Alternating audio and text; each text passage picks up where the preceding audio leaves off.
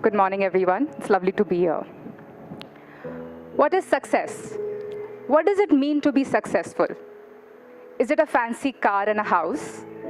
Sparkling jewelry? Designer clothes? Maybe your name in the news? Or being a speaker at a TEDx event? Well, I feel success is subjective. For me, success is about making a difference in people's life who I may or may not have come in contact with. Now, don't get me wrong. I'm not saying that the fame, the money, the cars, the house is not important, or it does not define success to most people. But what will make you work harder than you did yesterday is something that will give you a sense of purpose. I'm one of the lucky ones who found this purpose early in life. I grew up with a thought process that anything is possible. My parents come from a very humble background. They had me even before they could think of having a career. At the age of 22, my father was not only responsible for a wife and a child, but gradually his mother and a family of almost 60 people. I'm not exaggerating. I wonder what was going on in his mind back then. Not only did he take care of the family really well, you can see, but he went on to become a very successful businessman and an even more successful social worker.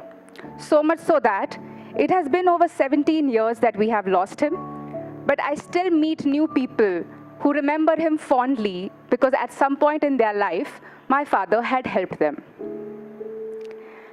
I take my inspiration from him daily. Everything I do, he gets most of the credit. He rarely told me what to do, but he always encouraged me to follow my own path, to become my own person, and to make it count. He always taught me to dream big. As soon as I received my MBA degree, I returned to India and I started working on the most important project of my life of starting a college. Now picture this. I am 24 years old. I go up to my mother and I declared, "Mom, I want to start a college." She immediately responds with, "Okay, so what do you need?" She did not laugh at me. She did not say something like, "Pooja, why don't you start with something smaller and then you can see how it goes?" Because by this point, I had already tried to run a manufacturing unit that belonged to the family and failed miserably. But remember, I told you about the household that believed anything is possible? I wasn't lying. I remember gaining most of my confidence in that moment. Sometimes it just takes that one person to have faith in you, and then you can go and do what you need. Now this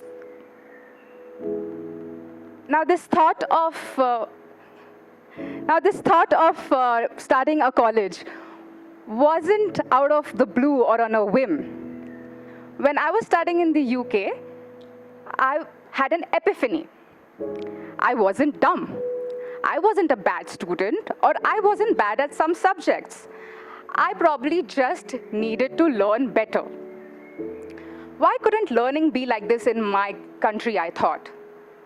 There must be so many students just like me who have not realized their potential, and all they need is a good mentor or good guidance. So anyway, I started with my research. There was so much to do, so much to think about, and so much pressure, because I wasn't merely thinking about making a product or selling a service. I was thinking about developing human resource for the country, which would be useful 10 to 20 years down the line. Education is a big responsibility and should definitely be treated as such.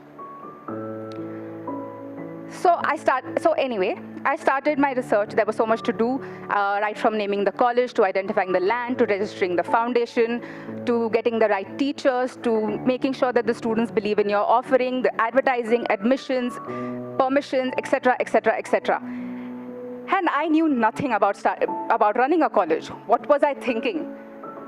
So the first thing I did was join an institute in Pune to learn something and to gain some experience on the way.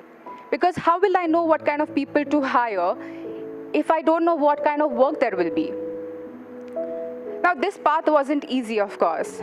I met a large number of people who always looked at me doubtfully and told me how difficult this journey would be and how many hurdles I would face and blah, blah, blah. But I also met a lot of encouraging people who made me believe that I can do this. Most didn't take me seriously because I was too young to know anything about anything. But I tried to block these people out, and I focused on the positive, and I focused on my purpose.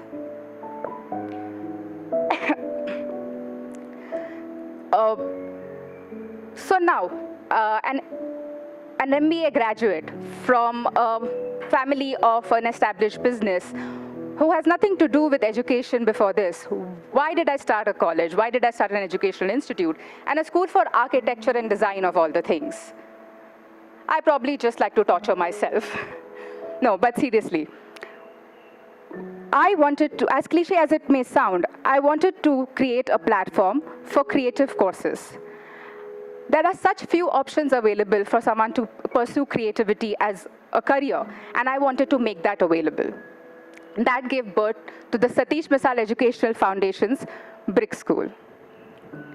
My name is Pooja Misal, and I'm the founder director of this beautiful place. Thank you. Now, an idea remains just an idea if you cannot translate it to people and make them believe in it as much as you do. You can be extremely smart, talented, creative, and hardworking, but you are nothing without a team. You cannot accomplish everything by yourself. The team is extremely important. My team at Brick is continuously working to create a platform for students to grow and learn. The underlying philosophy that we all believe in is we are not here to disseminate information or to create professionals, but we are here to create a holistic person of anyone and everyone at Brick. After all, there's so much information that is freely available online that anyone can access at their own time. And what we may teach them today may not be relevant tomorrow. So education should be something which makes the child understand themselves better, learn something about themselves, rather than just learning about all the subjects. So most of my students have won a number of trophies, awards on local, national, and international platforms. They do fairly well in most of the exams.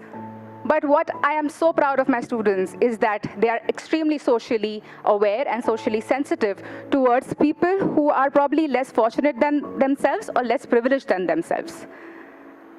They take up a lot of initiatives which are socially relevant.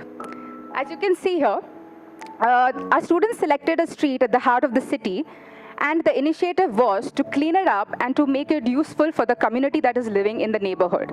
So as you can see, before it was completely with garbage and debris, and they converted it. They painted the walls, they changed the flooring, they put some artwork on the wall, they made it more habitable. Now the community uses it to sit around, to play, the children use it to, as you can see, cycle around. And through this project, I think my students learned a lot more about space, about humans, about the requirements, than what they would learn by sitting in the classroom. So these are the kind of things that we do in school. The teachers, the staff, the students, they refer to the college as their family. And just like a family, we support each other and encourage each other to do better. Yeah, so our college is probably the only one where the peons are comfortable enough to perform at the cultural annual festival every year. The first ever scholarship that was initiated at Brick was initiated by a teacher. Can you believe that? I couldn't.